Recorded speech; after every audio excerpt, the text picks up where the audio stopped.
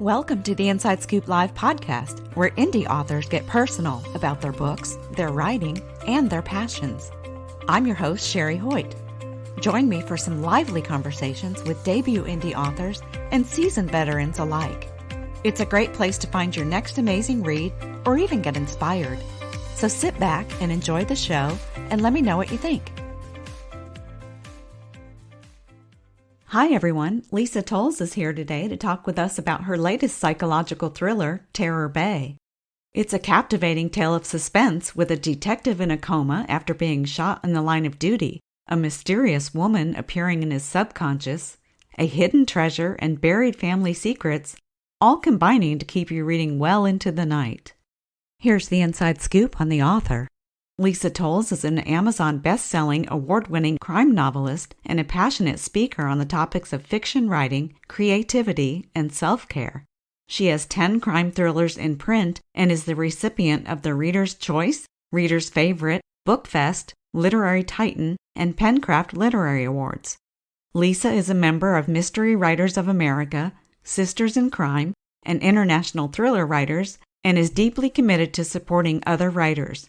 She is board president of a Bay Area nonprofit and speaks frequently to groups of business leaders and writers. You can learn more about Lisa Towles and her work at lisatowles.com. Well, hi, Lisa. Welcome to Inside Scoop Live.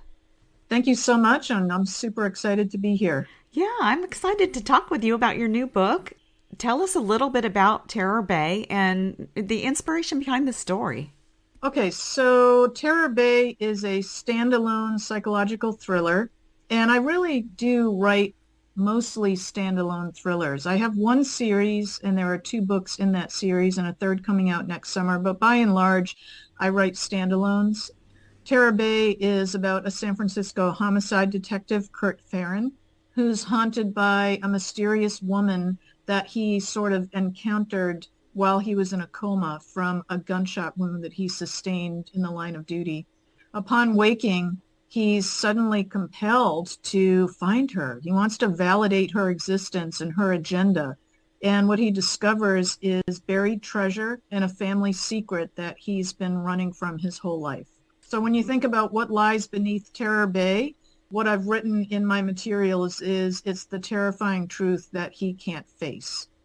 So Terror Bay is a real place. There's one in northern Canada, and there's another one in Puget Sound out by Kodiak Island. So it is a real place, and yeah, it's kind of a complex thriller that has a 19th century British shipwreck at the core of the story, which is kind of fun too. So it took some historical research, and I absolutely love that part of it. Wow, I love all the elements you've incorporated into this book. That's amazing. How did you become interested in writing psychological thrillers? What drew you to the dark side? I think just the complex intricacies of the human nature that we see everywhere in our world. I minored in psychology with my bachelor's degree, and I've always been very interested in psychology from the standpoint of criminal behavior and just more generally human behavior. This book is a psychological thriller because the psychology of the main character, Kurt Farin, is really at the heart of all of the crimes that happen in the book. He was in a coma when he encountered this woman, and he's really sort of like trying to validate his mental health for the whole book. Was he crazy? Did he imagine her? Does this woman actually exist? How could someone contact you like in a coma, which most people think is sort of the equivalent of a dream? And then how could she actually be real? So he's the one that's kind of questioning himself and his sanity through the whole book. And he needs to validate that, no, he's not crazy and she really is real. And this woman did live and she had an agenda. So kind of the relationship between him and this sort of like ghostly woman is an interesting part of the story. Yeah. So that kind of drives him through the whole story. He loses his badge because of his injuries. How does he reconcile no longer being a detective with his, strong will to pursue this case that really isn't technically his to solve? That's such a great question, and that's really at the heart of the whole story. He has trouble reconciling that, and throughout the book, he has trouble reconciling that. May I read a short part of the book that kind of addresses your question? Yeah. This is in the beginning when he's kind of in between the coma and then waking up. I can see things in here, things the human living mind wasn't ever intended to see.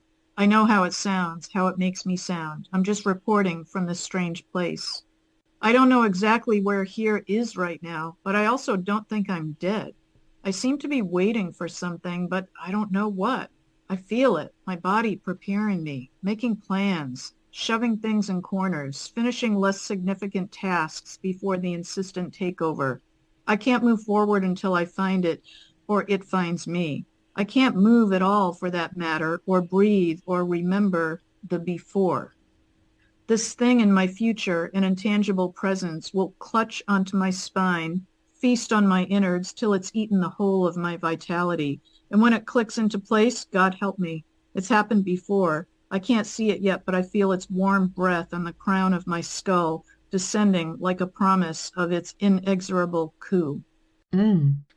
So that's a little taste of kind of what he's experiencing in between this coma state and kind of like coming back into normal consciousness. His doctors had to sedate him after he was shot because the bullet kind of grazed his skull, and then he hit the floor, and the impact with the tile on the floor gave him a really serious concussion. And so they did that as kind of like a protective measure. And now he's coming back and he's sort of in between these two worlds, and it's really tough for him. Yeah. I did some interesting research with coma patients and with TBI, traumatic brain injury patients, about what it's like kind of coming back from that. And I used that to kind of craft Kurt's experience. He had a lot of trouble with things like bright lights. I mean, loud noises, of course, but just bright lights literally unglued him. And his kind of emotional recovery, being sort of back in kind of the flow of the world and a lot of busy activity, was really, really tough for him. Yeah, yeah. What a great passage to read. Thank you. That is more terrifying to me than like a horror novel. I think psychological thrillers really, I don't know, they get to me more than horror. Me too. Yeah, the subtleties of them, right? Yes, I feel that way too. Yeah. I mean, horror, you kind of expect it, but the psychological, the twists and turns of the mind and just the games and it's horrifying to me. And I think he's concerned about that in a really profound way. You know, he doesn't know whether he imagined this woman or not, but she came to him not just while he was in the coma. He also kind of like heard her voice sometimes, and he would dream about her, and she stayed with him. And so there really is a connection between him and this woman named Genevieve Lucas. He came out of the coma and he knew her name, and he'd heard her voice, and now he suddenly had an absolute compulsive quest to determine, was she real? Did she ever live? Is she still alive? And in so doing, he's pulled to Puget Sound, to a house on Bainbridge Island, and he does have a deep connection with her, and so that's what readers will learn about. You mentioned you were doing some historical research. Is this based on a true story? It's not based on a true story. Kurt is a real person. He's a San Francisco homicide detective. And the person who kind of comes to him in his coma, he doesn't know if she's real. And his recovery is only a part of the story. You know, I mean, all good crime novels have kind of layers of crimes. And the topical crime of this book was the person who shot him. He's a criminal by the name of Jimmy, and Jimmy is kind of chasing him throughout this book. He tried to kill him at a nightclub and he failed, and Kurt survived, but he's kind of chasing him throughout this book. And of course, you know, the way all my books are, you have these kind of parallel tracks of two different plot lines that of course intersect at the end. So of course the killer that shot him is absolutely related to the shipwreck part of the story and to Kurt's recovery and this woman. Wow. Yeah. So how it all turns out, I'm not telling. You'll have to read the book to find out. But I promise they do all tie up at the end. You talked a little bit about all the layers and the psychological themes. How do you make sure that they all work well within the kind of detective thriller plot? And I guess maybe that speaks to your writing style a little bit. Do you have to plot everything out? Because it seems so intricate. I can't imagine just sitting down and writing that whole thing out. Yeah, so writers talk about two styles of outlining books. You have plotters and you have pantsers who just write by the seat of their pants. Pantsers don't have any kind of an outline. Plotters have a very intricate methodological step-by-step outline that they follow through for their book to make sure that everything is proceeding in a very linear way. And I'm like I think his name was Randy Overbeck, who was your last guest. That was just a great interview too. I was listening to his interview and he said that he's kind of exactly in between the two, and so am I. So I definitely do plotting. And I definitely kind of keep track of where I am and where I need to go, but not like 20 chapters ahead. I plot like driving at night with your low beams on. So I know kind of where I am and where I'm going to go for the next like segment. And I might know where I want to end up at the end, but I still won't know how I'm going to get there. And that's really the whole fun for me. Yeah. Well, it gives you creative license. It gives your characters creative license. You don't know exactly how they're going to react or act or what road they're going to go down. So that's kind of fun. Yeah. Exactly. I mean, sometimes the characters tell me where they want to go. And Stephen King was really influential to me on this topic. In his book on writing, that was the first time that I ever felt like I had permission to not outline a book. Because what he talked about in that book is that sometimes when you have an outline, it kind of like keeps you locked into it and sort of prevents those sort of sparks of magic and creativity to bubble up to the surface. Mm-hmm. And when I saw that, I thought, wow, interesting. Maybe I'll try to write a book without an outline. And I think I did write some early books without an outline. But now I definitely need to outline and keep track of the plot lines and kind of the shape of the story and how the character is transforming. And, you were talking about genre. Thrillers and the different subtypes of thrillers, there are definitely specifications for things that readers, really want to see in types of thrillers, romantic thrillers, suspense thrillers, psychological, police procedurals.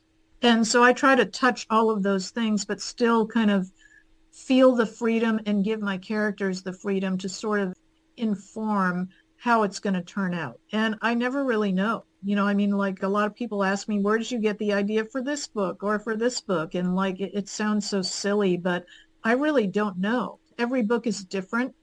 And sometimes something will just come up and I'll blink my eyes and I'll kind of see whatever, the name of a place or a title or a character name. And I'll just know because I feel it in my bones. This is something that I have to use. And I think that's something that I see a lot of my author friends kind of contending with on the path is sort of toggling that balance between staying focused on where you want to go and what you want to do, but still being open enough where the magic and the spark can kind of come through and stories can speak through you. Yeah. Well, so I'm going to ask you, so where did the idea for this book come from? So the main character, Kurt Farin, I base all my characters on a celebrity. And I do that on purpose because I base all my characters on a celebrity that I know and that I've seen before in films, because in that way, I know how they talk. I know how they think. I've seen their body language. I know how they interact with other characters, and that just kind of brings them to life for me. Yeah. And Kurt Farin was kind of based on a younger version of the actor Ken Branagh, who's one of my favorite actors. I've seen him in so many things, and he's been around for a long time, but kind of a younger version of him. Mm-hmm. And the actual starting point for this story, I really don't know. I think I started with that character and I wanted him to have the name Kurt Farin, and I knew I wanted it to be a psychological thriller. And I don't have a good answer for you, Sherry, and I know that's so lame. It's so lame, and I just don't. I just don't. Every book is different. Yeah, I guess I was wondering if maybe one element kind of pulled you first. Like, was it the settings, like Puget Sound, or was it the character or the historical elements, the historical details? So it's interesting. I did feel a strong connection with not Puget Sound as a whole, but Bainbridge Island. And I've never been to Bainbridge Island. I've actually never been to Washington or Oregon. It's so lame. I live in California and we've just kind of never made that happen. But I felt a connection with Bainbridge Island. And the title Terror Bay came to me early on, and I didn't find out until later that there actually is a Terror Bay. There are two of them. Yeah. And then I found after that about the HMS Terror, a British shipwreck that happened a couple hundred years ago. And so Oh, wow. I started doing that research because that tied in with the title and with the two locations of Terror Bay. And a lot of times I just kind of pick up on a detail and I don't know where it's going to take me and I start going forward. And then like in this sort of serendipitous way, I see, oh, that ties in with this over here. Oh, and it ties in with this over here. So that tells me that I'm kind of on the right track. You know, I mean, so some of it is just kind of like following your nose and following your instinct and sort of listening to kind of what your muse is revealing to you. And then in other ways, it's very careful methodological research. So it's kind of a cross between the two. Yeah, yeah. And is there also a bit of a fascination on your part with the act of uncovering secrets? I guess, given how thoroughly it's explored through like concealed treasures and ulterior motives and such. I think secrets are at the very heart of everything I write. So that's interesting that you just kind of like accidentally touched on the word secrets. And if I had to kind of quantify all of my writing as a whole, for me, it's just all about secrets and they are fun and they are interesting. I mean, when I look at my author branding statement, I crafted my statement to be, I write edgy stories of corruption, secrets, and escape through the eyes of clever, obsessive protagonists willing to uncover truths and find justice at almost any personal cost. So like my books are really written for people who like puzzles and complex plots, gaming, conspiracies, politics, corruption, espionage, and all of those words that I just ticked off, those are also all about secrets. I mean, secrets are really kind of the basis for human relationships, for scandals, for so much of what we see in our world, not just the secret itself, but the people who hold them, the people who hide them, the intricate layers of protection to cover them up and to conceal them. Secrets have power. I mean, secrets are aligned with fear and they're just so intriguing. So yeah, absolutely. This book is about secrets and in some ways it's about secrets that Kurt was keeping from himself and he didn't realize it. I mean, at the heart of the story is a family secret that he knew a little bit about it from his past, but he hadn't thought about it in 20 or 30 years. And he honestly just kind of forgot about it. And he has a sort of, oh my God moment at the end when he realizes that this has been kind of like in his heart all this time. So, I mean, I would say that another thing that I try to do with my books is to write high concept action thrillers that have a lot of impact, but also that have deep meaning and relevance. You know, I mean, so Terror Bay is about mental health and mental wellness and mental illness. And that's very much a theme in our world. I mean, something that a lot of people in a lot of different ways are confronting and dealing with. And so I wanted something that would kind of resonate with a lot of readers too. Absolutely. And that's kind of what makes it even more scary. It's like, well, what's scarier than reality, Now, are all of your books psychological thrillers, or do you explore other elements of mystery as well? I have different types of thrillers. So Terror Bay is a psychological thriller. The book that came out before Terror Bay was the second book in my series, Salt Island. And Salt Island, I called that an international thriller because part of it took place in California where the series takes place, but also in the British Virgin Islands. And so it had kind of a Caribbean bent to it. And that was more of like a spy thriller. Hot House, the first in that series, was also a psychological thriller about a young college student who had dissociative identity disorder, which used to be called multiple personality disorder. And that was relevant to the story because one of her personalities was involved in a crime, but the other part of the personality was not. And it's kind of debatable whether that can actually exist, in the psychologists that I've spoken to about this, but that's what the story is about. That's called Hot House. I also wrote a book before Salt Island called The Ritters. That's a political thriller. And it's not a political thriller in the sense that it's based on the White House. It's based on a political organization that started kind of in the 1950s or 60s called the Bilderberg Group, with a lot of members of the State Department and the CIA. The Bilderberg Group is still in existence today. It's a very different organization than it was, 4 or 5 decades ago. But that book's a political thriller. And then I wrote a technological thriller called 95 before that about a college student who discovers kind of accidentally a scandal on campus of the University of Chicago where he's going to school. And as he starts investigating it, he realizes that it was really just the tip of the iceberg, and there's a kind of a global crime ring going on at the heart of it, and he gets sort of pulled into that rabbit hole, and it's kind of a typical rabbit hole book. So yeah, I write different types of thrillers, not just psychological thrillers.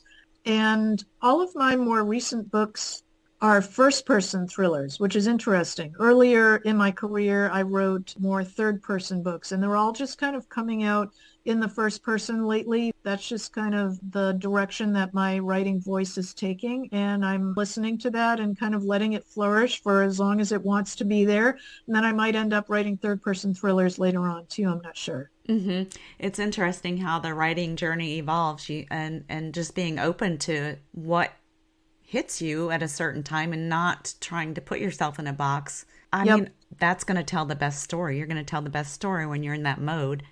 No, exactly. I think if I try to force it, I might be able to do it, but it won't have the same resonance for me. It won't have the same fun and the same kind of pull to make me want to put my fingers on the keyboard. I mean, I am kind of curious why I moved from third person to first person, and I don't know why that is. And so I have a writing partner that I work with. I work with a couple writing communities that are so important to me, Mystery Writers of America and Sisters in Crime. And I also have a writing partner that I do writing practice with. We meet and we kind of chit chat for 5 minutes, and then we do like a 20-minute writing prompt.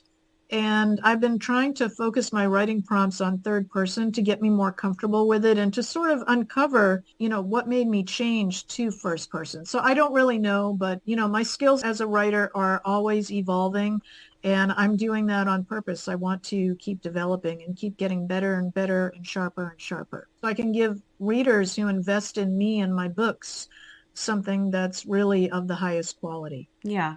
And I can tell when a book is written, it might be a good book, but maybe it's just missing a little heart and soul, And Great point. Yeah, I'm not saying that. Well, yeah, I think I am saying that. That's true. I mean, readers can tell when the writer's not passionate about the subject. I mean, if I don't know, it's hard to explain.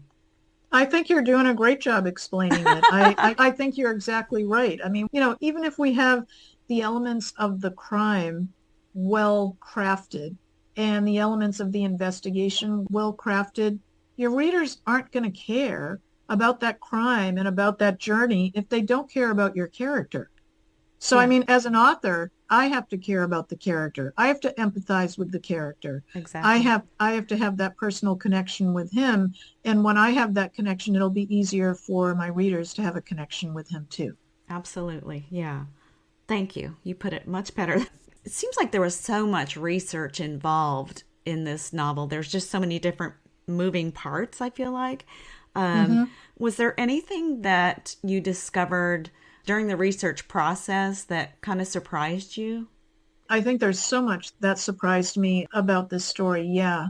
There's one aspect of the research that would be a spoiler, and I don't want to mention that. So there was an actual British shipwreck, British 19th century shipwreck called the HMS Terror that sank in northern Canada along with its sister ship, the HMS Erebus. And I did tons of research on that.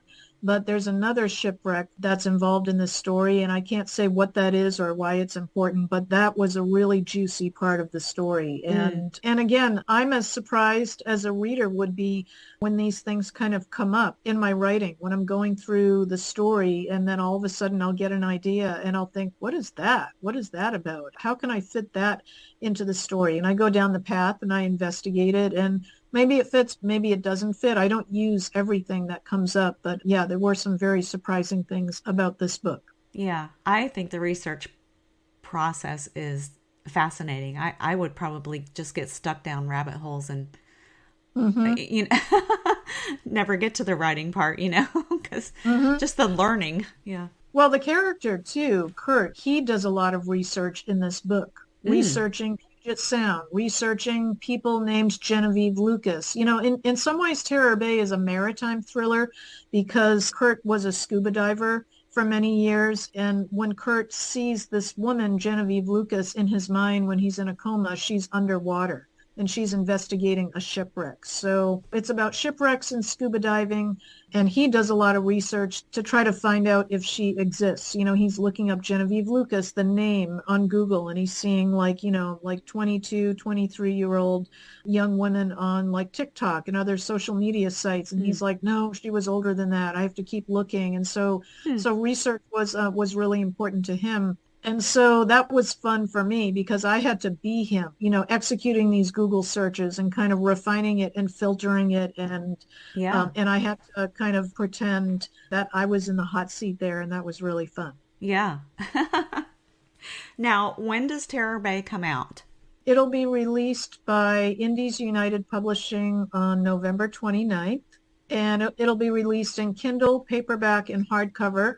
And I usually do audiobooks with my books. I'm not going to do an audiobook right away for this one. I might do that later. But yeah, Kindle, paperback, and hardcover. And it is available for pre-order right now. And it'll be available just commercially in a lot of places online. BarnesandNoble.com, I believe, Walmart, Target. And also I'm so blessed that a lot of local bookstores in Northern California will be carrying it too. Oh, that's wonderful. Wow. Yeah. Yeah.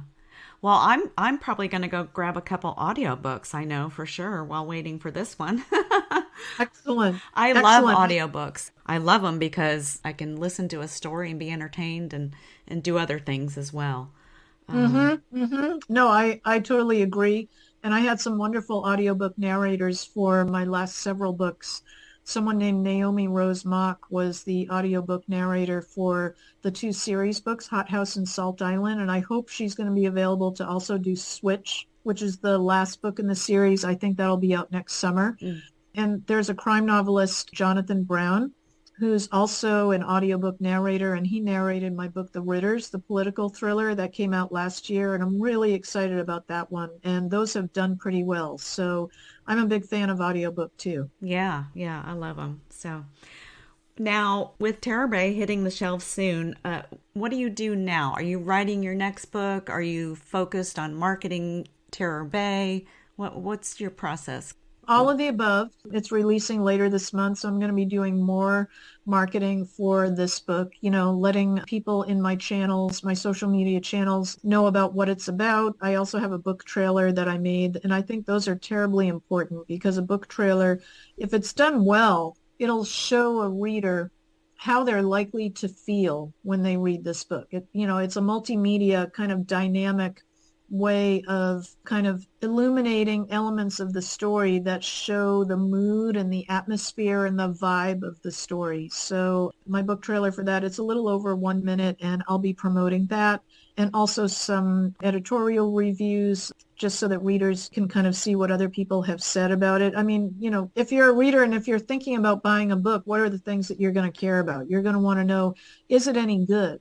Meaning, are there editorial review houses that have read it and said that it was good and worthy of the money? What is it about? Is it in the genre that I want? And how is it going to make me feel? So I'm going to be using those artifacts, using graphic design, designing ads, also the book trailer to let people know about the book. And then I am also writing another thriller right now. I'm about 20,000 words into a new thriller. And that one's going pretty fast. So fingers crossed that I can maybe get most of it done by the end of the year. We'll see. Oh, wow. Yeah, we're almost there. I know. I'm ambitious. What can I say? Yeah. Oh, goodness. Wow. And are we in first person or third person in this one? Also first person. Okay. Yep. So lots of good things coming up. Lisa, is there anything else you wanted to share with us today? I just want to say thank you so much for having this podcast available and for taking the time to interview authors. And I think podcasts are so important because they kind of bring books to life because you can sort of hear the behind the scenes story of the people who craft them. I love listening to book podcasts, and I'm just really grateful that you're doing what you're doing. And thank you for this opportunity today to talk to your listeners. And yeah. That's it. Thank you so much. Well, thank you for joining us, and it was a pleasure learning more about you and your work. Thank you. Thank you for joining me today for my interview with Lisa Towles, author of Terror Bay. To learn more about Lisa and her work, visit her website at lisatowles.com. And be sure to check out our other interviews at InsideScoopLive.com.